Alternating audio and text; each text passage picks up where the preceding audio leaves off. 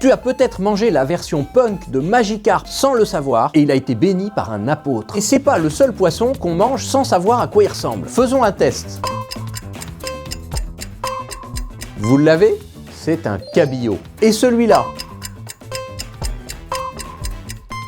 C'est une dorade royale. Et alors celui-ci, avec sa crête et son look punk, vous le reconnaissez? Les espèces marines ont souvent de belles histoires et légendes à nous raconter, et c'est le cas pour lui, le Saint-Pierre. Un poisson que beaucoup d'entre nous ne sauraient pas identifier. Il n'a pas l'air comme ça, mais c'est un redoutable prédateur. Sa bouche peut se déployer pour engloutir des proies de la moitié de sa taille. Comme sa toute petite queue ne lui permet pas de nager vite, il approche ses proies en nageant sur le côté. Et puisqu'il est tout plat, lorsqu'il s'approche ainsi, les proies ne le voient pas venir. En plus de son allure étrange, ce poisson émet des cris, des grognements qu'on peut d'ailleurs entendre lorsqu'il est à bord d'un bateau. En anglais, il a d'ailleurs un vrai nom de chanteur, John Dory. Mais ce n'est pas un mélange de John Lennon et Julien Doré, c'est juste que les pêcheurs français qualifiaient l'animal de jaune doré à cause de sa couleur et que les Anglais l'ont répété à l'anglaise. Mais en français.